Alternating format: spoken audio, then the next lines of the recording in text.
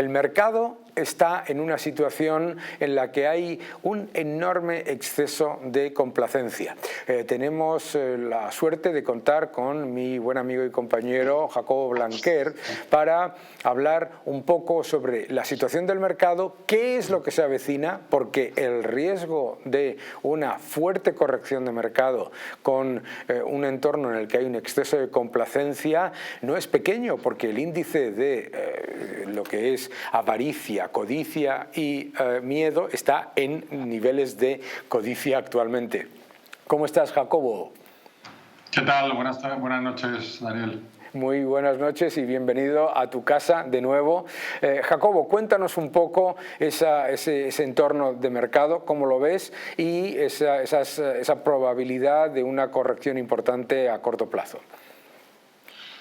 Bueno, a ver, la corrección importante. Bueno, vamos a ver. Yo creo que el mercado lo que está es en un momento en el que está descontando todo lo bueno, ve todo bonito. Es decir, está descontando que la inflación es probable que baje, o según piensa el mercado que vaya a bajar de una manera rápida a final de año, que esto va a provocar que pueda haber bajadas de tipos y que todo ello no va a afectar ni la subida de tipos que ha habido ni la inflación que hemos tenido vaya a afectar al crecimiento. Con lo cual, el crecimiento va a seguir razonablemente bien, vamos a tener un soft landing, un aterrizaje suave de la economía, pero que no va a llegar a la recesión y para luego volver a crecer. Es decir, que vamos a pasar por un momento en el que los tipos han subido pues de 0 al 5%, como están en Estados Unidos, sin que haya consecuencias ni a nivel macroeconómico ni a nivel micro, porque los resultados empresariales, como hemos visto en los resultados de este primer trimestre, pues francamente han sido muy buenos. Entonces, el mercado está un poco en esa visión maravillosa de que todo va a pasar así. ¿Qué es lo que pasa? Que puede ser que no pase. Es decir, que yo creo que los tipos no van a bajar en el 2023, como mucha gente espera. Yo creo que la inflación no va a bajar tan rápido como se espera. Y estamos viendo que con unos datos de paro muy fuertes, como los que hemos visto, pues es difícil ponerse a bajar tipos. Y que la economía, los resultados empresariales, hemos vivido un primer trimestre, la verdad es que han sido muy buenos. Lo que pasa es que podemos estar en el pico del año debido a que lo que se está usando es mucho ahorro que hemos tenido de la época de la pandemia, etcétera, en cuanto al consumidor.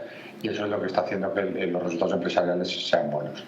Ahora, es muy difícil que que unas empresas a las que les sube su coste de financiación hayan tenido una subida tan importante como la que hemos tenido en los últimos meses y no se vean afectados en sus resultados empresariales, con lo cual es probable que eso lo veamos en los siguientes resultados.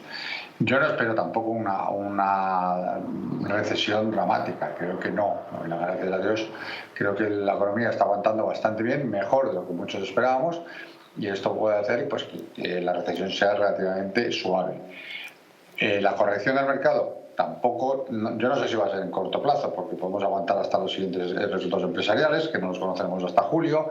Tenemos que ver cuándo empiezan de verdad los datos macro a notarse, si es que se notan, que a lo mejor sí que pasa lo que está descontando el mercado. Yo no estoy diciendo que 100% seguro vayamos a tener razón, pero es probable que no, y que entonces pues que tengamos todavía unos meses o un mes que funcione un poco todavía todo, pero que luego pues veamos algún tipo de caídas significativas, muy importantes. Bueno, eso yo creo que está por ver. Yo no creo que va a haber alguna caída, pero tampoco creo que vaya a ser un drama de caída del 25% ni nada de eso. Creo que van a ser inferiores.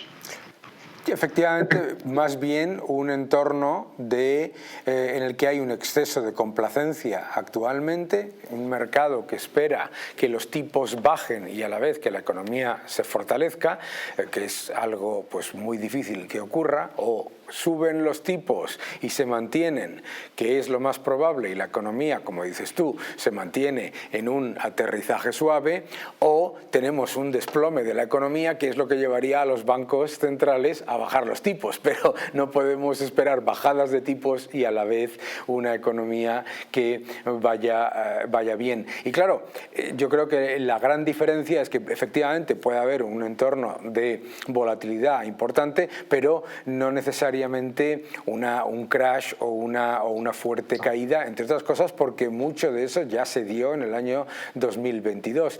Pero efectivamente el posicionamiento de los inversores parece ser orientado más bien a que todo salga peligrosamente bien, ¿no? Y cuando las cosas se han torcido tanto como se torcieron entre el 2020 y el 2022 con las bajadas de tipos y el aumento de liquidez, es difícil que todo salga bien a la vez, ¿verdad?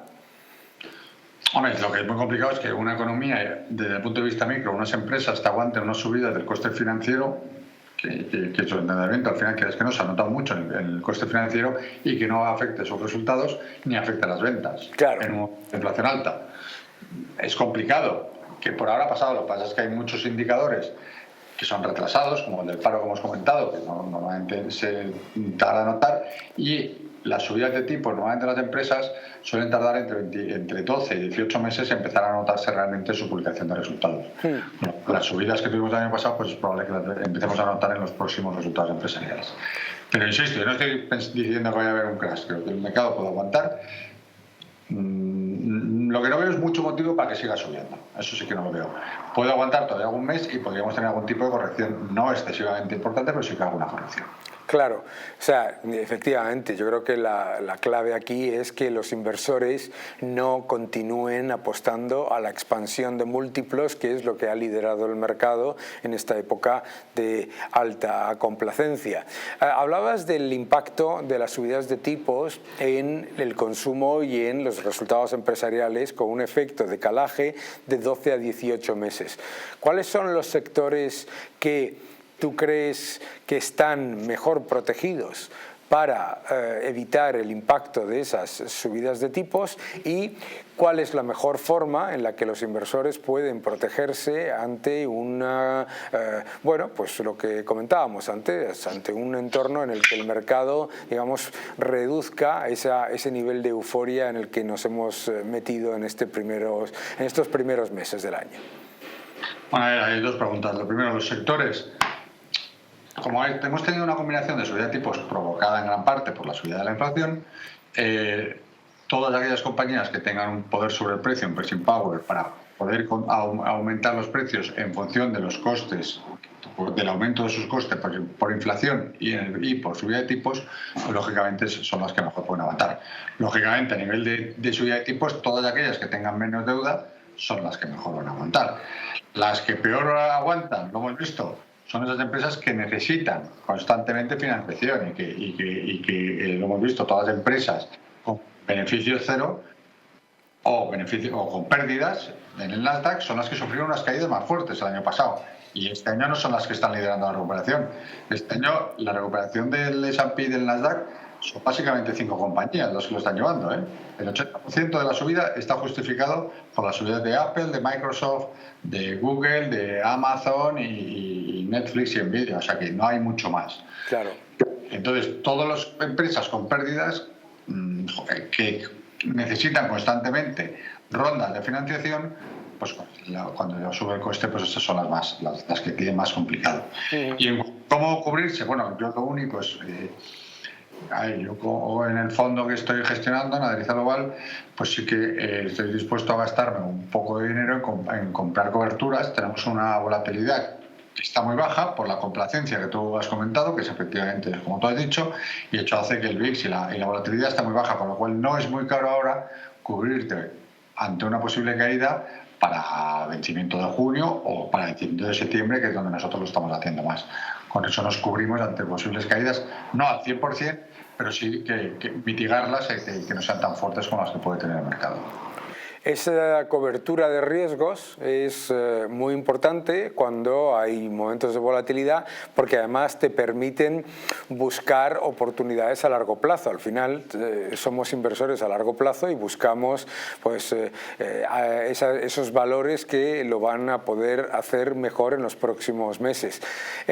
Ante un escenario en el que los tipos se mantengan después de subir hasta los niveles que se espera en la próxima reunión de los bancos centrales, una renta fija que lo ha hecho muy bien y una renta variable que ha sido liderada, como comentabas tú, por esos grandes gigantes tecnológicos, ¿en qué sectores debería fijarse el inversor para buscar posibles oportunidades ante una corrección o una moderación en el exceso, como lo queramos llamar?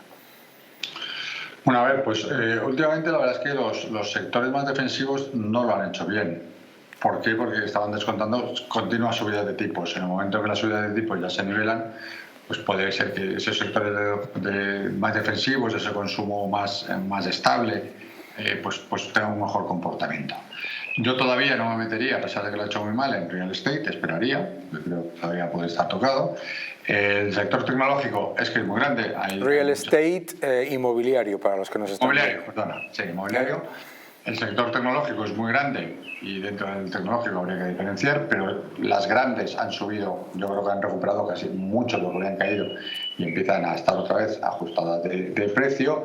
Los bancos es complicado, porque los bancos por un lado les viene muy bien este escenario, por otro les tiene que aumentar la mora y hay que ver hasta dónde. Y con lo que hemos visto en los últimos meses, pues con Credit Suisse sobre todo, pues vemos que son realmente cajas negras. Y luego la fuga de depósitos que está afectando sobre todo en Estados Unidos, que si esa corriente continúe, pues podemos volver a algún banco regional más cayendo. Aunque yo creo que los grandes bancos europeos no van a sufrir, no hay por qué preocuparse para ellos, y pueden ser una oportunidad.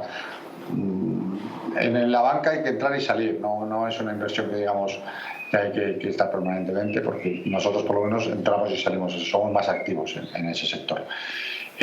Todo lo que es más cíclico, pues también diferenciaría. Yo a lo mejor todavía en materiales mantendría la posición y a lo mejor en autos, etcétera, pues sí que bajaría algo. Más o menos yo me quedaría con eso. En cuanto a los activos que has dicho, sí que puede haber una oportunidad en su momento, cuando en la renta fija se empiece a descontar que puede haber bajadas de tipos, o sea, después de la próxima reunión. Incluso puede haber un rally porque pues, se piense que los tipos van a bajar y que veamos cómo bajan los tipos, suben los precios de la renta fija y puede ser ahí que tener una valoración un poco larga pueda en verano tener un comportamiento razonable. Fenomenal, pues nos quedamos con esa imagen, un mercado que probablemente pues se ha pasado de frenada en cuanto a optimismo, una posible corrección que no tiene por qué ser una situación extremadamente peligrosa, sino simplemente de ajuste de valoraciones, y los sectores que están más implicados en ese entorno, sobre todo ante lo que yo creo que es clarísimo, ¿no?, que es una ralentización económica, en el que es verdad que también se reduce significativamente el riesgo de una crisis, pero no el de una recesión. Yo creo que esa es la clave de lo que tú estás comentando.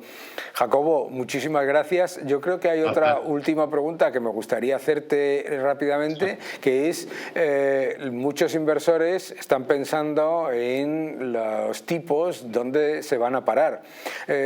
¿Dónde consideras tú que será ese nivel máximo de tipos en Estados Unidos y en la eurozona? Yo creo que en líneas generales estoy bastante de acuerdo con el consenso. Que haya una última subida en la próxima reunión de 25 puntos y que entonces hagan una pausa, pero no una pausa como algunos piensan para empezar a bajar corriendo, no. Eso.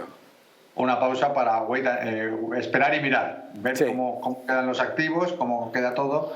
Con eso, si vemos que la inflación sigue moderándose ligeramente, pues probablemente sean los máximos. Pero desde luego yo lo que no creo es que vaya a haber una bajada, que lleguemos al pico y enseguida a la siguiente reunión ya nos pongamos a bajar. No. Efectivamente. Pues efectivamente, eso lo hemos comentado en muchas ocasiones. Desde luego, el que espere que con un mercado laboral como el de Estados Unidos la Reserva Federal se vaya a poner a bajar tipos, pues no tiene mucho sentido. Muchísimas gracias, Jacobo, bienvenido a tu casa. Con el coste salarial, con las subidas claro. Con ese coste salarial tú no te puedes poner a bajar tipos, porque entonces ya... Claro, entonces la inflación se va mucho más arriba. Claro, tenemos o sea, lo que no se puede hacer, yo creo que lo que estamos diciendo constantemente es no apostar a una cosa y la contraria a la vez, no apostar a que la inflación se va a reducir rápidamente y a la vez que se van a bajar los tipos y que la economía pues no va a tener ningún cambio. Yo creo que esto hay que ser un poco más realistas. Muchísimas gracias por tu análisis, Jacobo. Fuerte abrazo y ya sabes, bienvenido a tu casa. Siempre a vuestra disposición. Muchas gracias. Un abrazo.